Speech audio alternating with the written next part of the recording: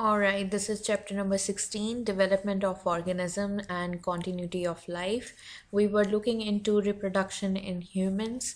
In today's lesson, we have to see the process of fertilization, the formation and function of placenta.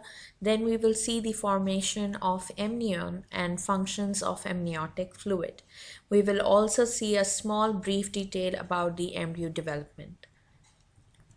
So you know that in the previous lesson we talked about how fertilization and what fertilization is. How fertilization takes place is that the male and female gamete must fuse together to give rise to a cell called zygote.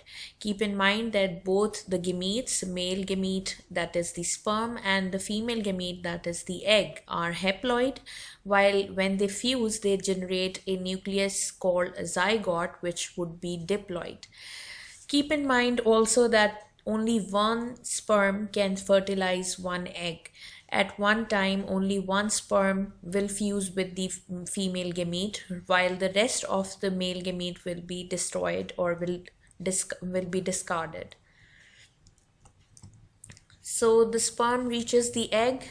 What happened actually is that the structure of sperm, if you remember from our previous lesson, had a structure called acrosome. These structures contain digestive enzymes. These digestive enzymes help the sperm to get into the membranes of the egg, which are the protective layers around the egg cell. So these enzymes are responsible for the penetration of the sperm into the egg. So the first step would be that the sperm should reach the egg, and it would be done by the digestive enzymes which are released by acrosomes. These will also disperse the follicle cells which were surrounding the egg and will break down part of the membrane.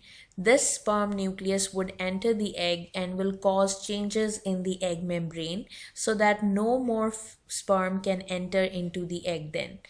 The male nucleus and female nucleus, both haploid, will fuse to generate or to form a zygote cell which is diploid in number. Remaining sperms will eventually die. Here in this animation I've tried to show you that only one sperm gets into the egg, dispersing the follicle cells, penetrating through the protective layers around the egg and getting into the egg cell.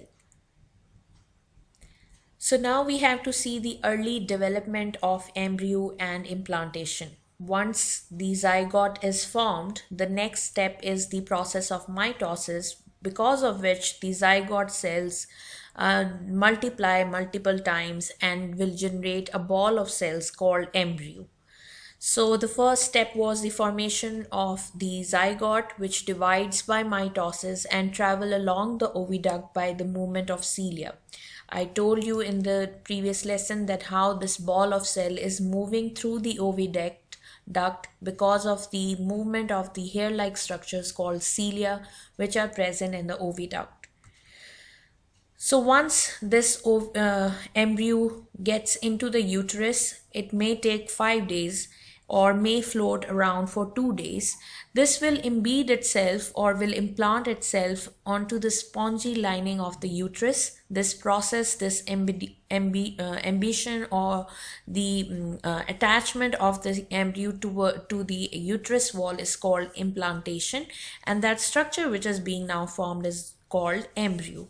Keep in mind that embryo secretes a hormone that prevents the breakdown of corpus luteum. So corpus luteum is necessary because it is releasing progesterone hormone, and that progesterone is necessary to maintain the implantation of the embryo with the uterus wall. So any drop in the progesterone level will lead to miscarriages. This is the early development of embryo and implantation. If you can see, there are numerous structures which are now being formed. This is the uterus of the female reproductive system, where the embryo is attaching itself with the uterine lining through a structure called placenta. This placenta is actually an attachment between the fetus and with the mother's blood. So this amnion is the membrane which is surrounding the fetus, and between the fetus and this membrane amnion is a fluid called amniotic fluid. In later slides, we will discuss the action or the function of this amniotic fluid. For now, just remember the structures, that there is a fetus which is attaching itself or implanting itself with the uterine lining with the help of a structure called placenta. We will see the structure of placenta. This placenta is connected to fetus through a cord-like structure which is called umbilical cord. So division of the cells turns embryo into fetus. Some of the cells from the embryo and some from the uterus lining will divide and grow together to produce an organ called placenta.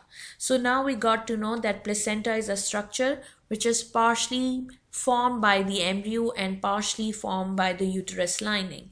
So this structure is containing cells of both, cells of embryo and also cells from the uterine lining. It brings the mother's blood very close to the fetus blood, but the two do not actually mix together. We will see the advantage of this point in later slides, that what is the advantage that the mother's blood never mixes with the fetus one. Exchange of substances may occur through diffusion or active transport over the small distance between mother and fetus blood. There will be structures called villi which will increase the surface area. We know whenever the surface area is being increased, the function of that structure is efficiently increased too. So that structure which is called placenta is responsible for exchange of material between the mother and fetus blood. That work or that function can be efficiently done if the structure will have a larger surface area. The fetus is surrounded by a membrane called amnion which forms the amniotic sac. Here in this diagram, I have tried to show you the structure of placenta. This is the real picture where it is shaped in a plate form and it forms a close association with the embryo and the mother. So this is the placenta which is formed partially from the tissue of the embryo and partially from the tissue of the uterine line of the mother. If you can see here the elaborated structure of the villi, these villi-like structures are embedding itself into the uterine lining and hence are increasing the surface area for the exchange of material. The placenta has many villi which stick into the blood spaces in the wall of the uterus. The mother's blood circulates through these spaces. So this is a space where the villi-like structures are embedding itself and are actually in close contact with the blood of the mother. Here again I have tried to show you the detailed structure of the placenta where you can see villi-like structures which are embedding into the lining of the uterus which is also called endometrium. These villi-like structure have capillaries which are bringing blood into the fetus and taking blood away from it. What kind of blood is coming in or what kind of things are going out we will see in the later structures. In later slides, you can see that the fetal blood vessels are here present in the villi, while these spaces which are filled with mother's blood are not in direct contact with each other. They are in close contact but are not mixing together. So the mother's blood and the fetus blood are only separated by a thin membrane of these villi structure but are never mixing together. Here in the umbilical cord, you can see there are umbilical arteries and umbilical veins. We will see what kind of blood and what kind of substances which are present in these veins and arteries which are going into the fetus and which are going into the female or the mother's blood. If you can see here that the uterine wall is containing the villi-like structures which is forming the structure we are calling it placenta, which is formed partially from the structure from the embryo and partially from the uterine wall. So this placenta is actually the connection between mother and fetus, from where the umbilical cord is connecting the fetus with the placenta. Here we can see arteries and veins which are lying in the umbilical cord. Here the amniotic sac is containing amniotic fluid, and then we can also see many villi-like structures and capillaries which are making the structure of placenta. Placenta actually links the growing embryo to the mother. It allows exchange of dissolved substances from mother to fetus and waste products from fetus to mother. We know the dissolved substances which are needed by the fetus would contain all the nutrition it requires to grow. It may be amino acids, vitamins, glucose, and many other useful substances which the embryo needs to grow. On the other hand, since it's a living being now, it is also eliminating carbon dioxide and urea, which would come under the category of waste products. So these must be transferred back to the mother's blood. It also allows antibodies to diffuse from mother's blood into the fetal blood. So we know that the antibodies are formed in the mother's body, and the fetus blood is not capable enough to make antibodies yet. So these antibodies which are formed in the mother's blood can be diffused from the mother's stream of blood into the fetal blood. The placenta also produces progesterone, which maintains the uterine lining during the pregnancy period. Then we have amniotic sac. It's a thin but strong membrane enclosing the fetus. It secretes a watery fluid called amniotic fluid. This amniotic fluid that I showed you previously, here you can see this fluid is present between the amnion and the fetus. What it does that it supports and cushions the embryos or fetus, acts as a shock absorber and protects it against the mechanical injuries. It lubricates and reduces friction in birth canal during birth. It also allows fetus to move freely during the growth. Umbilical cord connects fetus to placenta, and it contains arteries and veins, I told you before. And this is the structure which carries substances from fetus to mother's blood and substances from mother's blood to fetus. Keep in mind that here the definition of vein and artery is the same as we read in Transport in Mammals, when I told you that the arteries are the vessels that take blood away from the heart, while veins are the blood vessels which carry blood towards the heart. Here when we say heart, we may mean the heart of the fetus. Here you can see that the fetus is here and the umbilical cord is having umbilical vein and umbilical artery. This artery is taking the blood away from the heart of the fetus, carrying urea and carbon dioxide and coming in close contact with the mother's blood.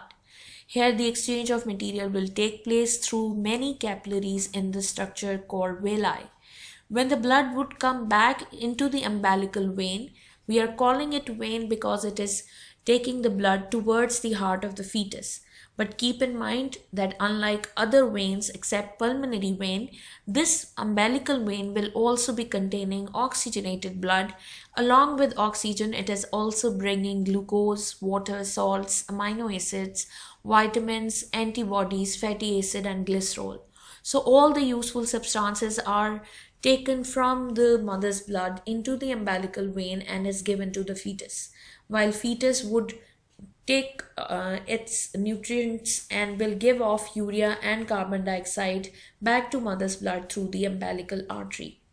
Here the umbilical artery is deoxygenated, is carrying deoxygenated blood, while umbilical vein is carrying oxygenated blood. Here I have shown you that the mother's blood and that of the fetus come in close contact together, but they never mix up. The advantage to this is that if the blood type of mother and fetus is different, this fact that the blood never mixes together will save the fetus from agglutination. You know from the chapter of Transport and Mammals that if the donor and the recipient does not have a same blood type, it may lead to agglutination in the recipient. So here in this case, we see that the blood never mixes together. It will save the fetus from any reaction which may occur if the blood type of mother and the fetus is different. The second advantage is that not mixing the blood together freely will also save the fetus from the high blood pressure that the maternal blood has. So the maternal blood may have a very high blood pressure which may break all the capillaries of the growing embryo. So when the blood is not mixing together, it will save the fetus from that harmful effect. The third advantage is that there are some pathogens which are unable to cross this placenta. So if the mother is carrying any pathogen or disease causing organism, it may save the fetus from that too, because the blood is not freely mixing together. It is in close contact for the exchange of material but is never mixing together. Here in this animation, I have tried to show you the exchange of material which is taking place between the fetus and mother's blood. The veins from the placenta carry oxygenated and nutrient-rich blood circulating back to the fetus systemic circulation. On the other hand, that the umbilical arteries carry deoxygenated blood and nutrient-depleted fetal blood from the fetus to the placenta.